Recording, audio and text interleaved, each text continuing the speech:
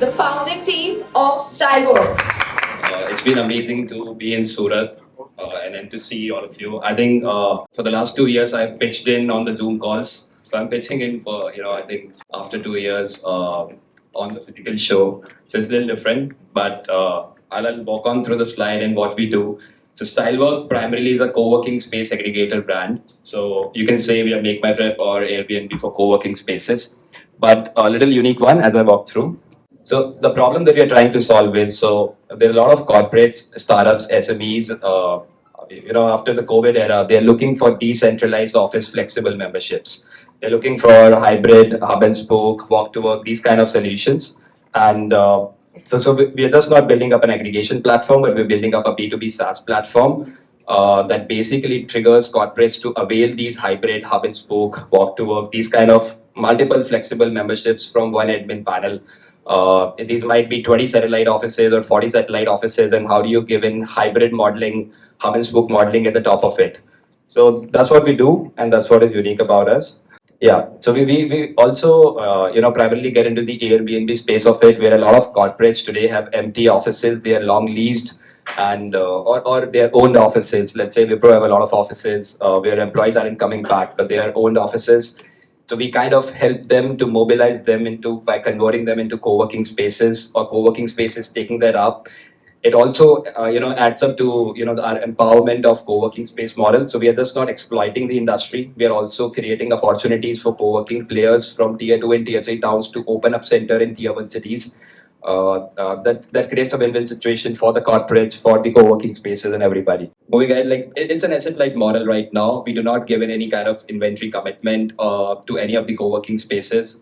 We take charge in around 10 to 15% of the commission that we whatever business we give in to our network of co-working spaces. We have additional revenue streams coming in, like priority listings that comes on any other marketplace. We do mini consultancy on M&As between small and mid-sized co-working operators. Anybody wants to enter into South India from North India, North India to West India. Since we are working with across 250 brands, having 2,000 centers across the country, the permutation and combination become very, very easy for these kind of M&As. Data analytics is one of our future revenue stream that we'll be focusing upon, since we are creating an integratable SaaS platform to give these corporates entire data about their remote working and the remote tracking and how employees are moving in their remote workspace ecosystem. We also have a co-branding revenue stream. Let's say MetLife or any other insurance company or any other company wants to promote their products in the network of co-working spaces. Since the eyeballs is the right target audience in co-working spaces, these are millennials, corporates, or the workforce working in. So being a one-stop solutions, it creates a very good revenue stream around it. All of these kind of revenue streams accumulates to 20% of our revenue right now. 80% is the main streamline revenue from the memberships that's come along. But later or sooner, it will move up to 35% as well. On the GTM side, we have three focus areas. One is the broker network. So in India, we have approximately more than 1 lakh uninstitutional brokers, then stable brokers, then consultants, then DPCs and IPCs. For the last 20, 30 years, they've been dealing with commercial real estate clients to give them commercial spaces. But today, these same clients are asking for co-working and flexible workspace solutions from them, but they do not have that network of penetration in 100 cities in terms of the spaces, and they do not have this entire process for the corporate. So we partner with them, and we share back a certain bit of our commissions with them. Digital marketing remains the second major GTM focus for us, and affiliates and alliances becomes the third main focus when we cross integrate into HR management softwares, task management tools, and different products to get in a wider access around it. Talking about the market, co-working or a flex space market is around $5 billion in India today. Post-COVID, it has been triggered to reach out to a $50 billion market in India in next 3 to 4 years. It is right now at 8% of the entire commercial real estate, as per the reports from Anarock. It has just reached 13% of the entire commercial real estate market, and it is subjected to grow to around 25 to 26% in next 2 to 3 years. Almost one-fourth of the entire commercial real estate market, and that will make this market huge. And sitting at the aggregator leadership on this, on aggregator leader on this market, creates a great opportunity for us to move along. So this is the flagship product that we were talking about. So this is the corporate product suite unique to us. So it's like an admin panel linked to a B2B employee application. The admin panel creates a interface for the admins and facility heads of corporates to come in and access the entire marketplace for 2,000 co-working spaces across the country in 100 cities. Once they are onto it, they can create hybrid hub and spoke and walk to work, these kind of flexible memberships around it. 20, 30, 40s of such membership onto one prepaid recharge that comes along. Let's say they recharge in for 10 lakh rupees and they form 40 memberships. It gets, it gets over a consolidated billing and keeps moving in. Employee starts using in whatever access or restrictions or whatever access of spaces that have been given to them through the application. How we use Uber Corporate or, Make My Trip Corporate, whatever admins allocated to us. It becomes seamless. So for a company who wants to give in today to 500 employees an access of walk to work, because 30% of the workforce aren't coming back to offices. It's still continuing from work from home. If they're continuing from work from home, there is a mental fatigue and there are productivity issues coming along. So still they are asking their admins that 1 day or 2 day of work, can I go to my nearest co-working space and work from there? Can you monitor that? Obviously, there are data security issues and other issues that comes along, but we are fixing them along the line. So walk to work kind of a membership cannot be triggered without an admin panel product like this. And I believe 90% of the corporates today, sitting in like Q1 2022 after 3 waves and anticipating 2, 3 might even come back.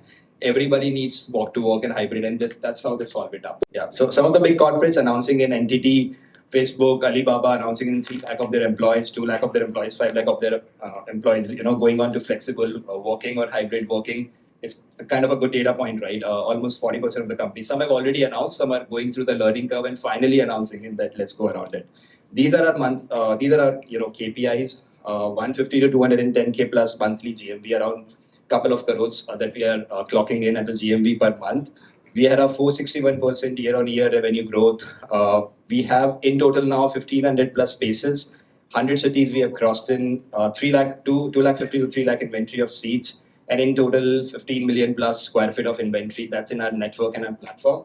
Almost 200 plus co-working brands whom we are giving in business for the last 3 to 4 years and empowering them by being their support hands, and 4,000 plus unique product transacting users that are actively using our products. These are our detailed numbers. So in total, we have clocked in around $6.8 million till date. Last financial year, we have done around $3.6 million. And this, for the next 2 years, we are targeting $12 million and $16 million post the Series A. And moving ahead, we are also looking at the global expansion. It's like India, we are already number one. We've penetrated into 100 cities. We are moving towards Singapore and Dubai.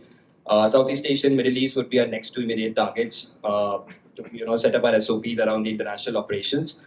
And we're also looking in for IPC partnerships. So in our competitive landscape, before I come on to that, yeah. So there are 2, 3 close competitors, QRisk and MySQ. The big IPCs like JLL India and Anarock India have already semi-acquired them at a valuation ranging between 100 to 150 crores. So we've gotten some offers. We're not looking up for acquisition right now. We're looking up to go along and chase the unicorn journey and take it big to the global path. But we are parallelly talking to CBR India, Cushman India parallelly, other IPCs for a strategic investment in Series B. So that creates a very good opportunity for us and good returns for the investors of this rounds to come and buy. We've got a good executional team around and good advisor, a global advisor team from Silicon Valley to General Electric worldwide president to back it up. There are also two global competitors, Afflex and Liquid Space. That's where we see the real competition coming in. So Afflex is a US-based player. They've raised Series A there. They've entered the Indian market, again partnered with Anarock. They were the second one to launch in the corporate product suite after us globally. So that's where we see the Indian market is the second fastest growing market of co-working spaces. That's where we see players from US entering into it, and that's where we see a lot of traction and a lot of movement is going to happen very fast around this space.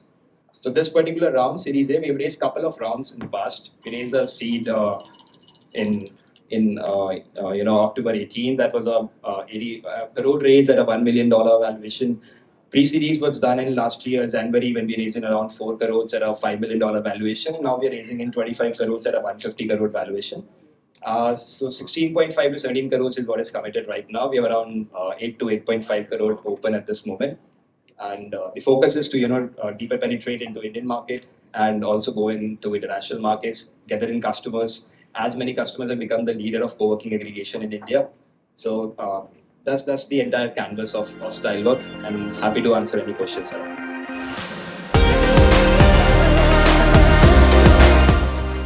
Hi, this is Pramod from Startup Group. Met yesterday.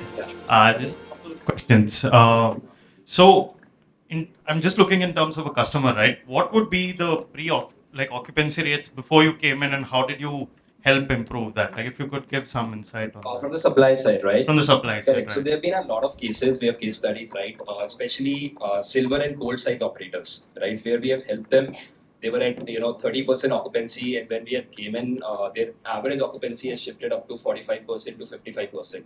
Right. We can't since we have to cater to 300 brands and 2,000 co-working spaces. Right now, we are not moving towards exclusive models or inventory commitment models or biased models. At this moment, we'll move after Series B in those kind of models as well. We'll start taking in co-branding and all of those things. But we have significant numbers where we have grown from 30% to 50% occupancy and empowered them, right? At least help them reach the break even, right? So that they can open more centers. That's our idea. At 60 to 70%, the break even could be achieved if they are doing it optimizingly, Correct. right? So that's a focus. So. And what would be like your churn rate and an average lifetime value? So I think 25% is the churn rate right now for B2B clients. It is due to multiple reasons, as our product quality, as our team interface, everything is going better and better, and our penetration is getting better. That number is reducing slowly. I would not say 5% is the churn rate, unrealistic number that fits into. And the lifetime value for a customer is generally we calculate between 9 to 12 months, right? So a client who is coming in, they could be for 2 years, 3 years as well. After COVID, they could be for 3 months, 6 months as well. So the average comes out to be 9 months to 12 months. All right. Thank you. Right, thanks. Right, so we have received a lead investor commitment from Startup Titans. It's a new venture fund getting backed by APJ Family Office, Pride Rock Global, and a couple of Dubai and UK-based venture funds. So they're forming up a new fund in India. So they are the lead investors. Apart from that, Mumbai Angels, the Race Cap. There are smaller groups who are participating in the round as of now. We have gotten some commitments soft commitments right now from Jindal Group at the moment. And so these are, strategic family offices at this moment who are coming into the round. Earlier investments have been raised from IPV, WFC, our ventures in the pre-series round who have been, who are running the preemptive rounds as well, preemptive deal for this round as well. So that's the canvas right now. And what is the structure of is it equity? Are you offering? It's CCPS. It's a CCPS round, and with a floor with a plain valuation, 150 crores. So last round was 21 and 30 crore pre-money floor and cap, but this time we are doing it a plain valuation. Yeah, you also talked about something like co-working visa you are looking after or making in future. Co-working visas, right? Yeah, so we are looking up. So these are international boundaries that we are looking up to. It's very interesting once we go to Southeast Asia and Middle East. How do we open international memberships or multi-locational membership across? We name it a co-working visa or stuff like that. That would be something interesting. How we go about it. I own a co-working space, and I recollect like we had a good discussion with few other like-minded people where Surat ki जनता के लिए कि we travel a lot to Dubai, we travel a lot to like Europe for diamonds. So there is always a situation where 12 बजे checkout हो जाता है hotel का and we don't know what to do and the flight is in the night. So there is always a question कि दूसरा room ले या क्या करे, how do we spend the day? That is where I thought कि even co-worker does a lot of co-working spaces where there are beach side पे co-working space होती है या फिर मतलब अच्छे साइट सीइंग जगह पे भी co-working space होती है. काफी co-working space में there is a free breakfast or a lunch. So it equates to a lounge or the privileged airport lounge you use. So can you elaborate more on that? Yes, absolutely. So Dubai, after a couple of months, you can do that. So we call it the entire multi-locational membership. However, explaining in the walk-to-work membership for employees, for personal, from the B2C front, everybody could have a multi-locational membership access of either a platinum category, gold category, silver category, or standard category. Right, and sooner in Dubai we would have around 200 spaces tied up. We are already, making our tie-ups there, including some of the premium brands that are around in Dubai and the GCC market. So once you have, let's say, a platinum membership, and there is a rate that is standardized for all the brands across the platinum category. So you can take in 100 visits or 50 visit membership, and you can use it without an expiry time period. Whenever you are going in there, you can use it on a day pass level or a conference room level.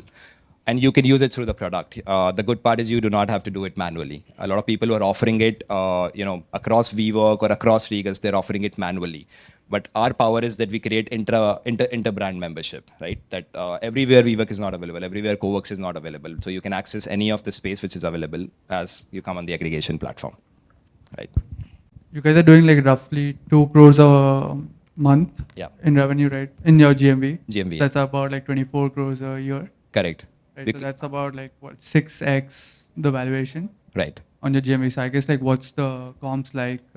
Seems like high, right? GMV, 6 times the GMV. Is what do the comps sort of look like? Right. I guess a little higher on the GMV multiple, 5x to 6x, but I think it's based on DCF and relative valuation both, because our inventory and the supply that we hold is approximately 60% of the entire inventory in India right now. So we have done a relative valuation from Oyo and Ola as well, primarily when they were raising in Series A, at what multiple and at what understanding they. So we have created a mix of DCF and relative, and also looking at the competitive landscape at this moment. Like I said, our competitor MySQL got semi-acquired at a 135 crore valuation at this moment, right? And other competitors, other players like CBRE and stuff are looking to give us an offer or strategically invest in the next round. So we want to create a good relative piece and a good competitive landscape. I know like 120, 130 would have been fine, or would have been more comfortable around it. And we had left it for an open discussion that if the floor would have to come at around 120 and 130. But that didn't came up in the lead investor discussion, so it got agreed and got prescribed to. But we are open to move ahead if any other good investor comes on for the remaining part, and we could have a common joint discussion, because what we are looking in for more strength and more power to move fast. So Got it. And what's your take rate on the 2 crores a month? it's 12 to 14%. Just want to understand in the next 5 years, what are the risks and the threats that you built in the model? That's what I want to understand. And as an investor, what is the exit path that you thought of for the investors? Correct. I know there are multiple exit paths, Right. but for your model, what is the exit path that you are looking at it? Correct. So I'll start with the exit and come over the risk and threat. Sure. Because how we structure it, that we try to give in like 50% of the exit to the previous round investors in the upcoming round, or the next to next QFR, next to next qualified financing round. Let's say if you're coming A, then we would try and for your 50% of the shareholding to be reversed, or to give you an exit in Series C, right? In Series D, you can have the remaining 25%. And then like it's a 50, 25, 12.5%. No, obviously in equity, it's not guaranteed, but that's the structure how it goes. Like we have, case studies, how we have started giving an exits to the seed investor. No, correct. No, obviously equity, if equities were guarantees, that would have been beautiful. But obviously there are guarantees like drag-alongs and other guarantees that comes along, obviously, when we get into it. But that's the structure how we do. Like in this round, some of the 30 to 50% or 40% of the exit to the seed round investors, some value might get opened up as we go towards the ending of the round. So that's our angle. So we have already started giving in small exits as a company, as a brand, to the seed round investors. So that creates a little bit of credibility. But that's the structure that we follow, right? Thank you so much. Thank you so much. Thank you so much for having me. Yes. Thank you.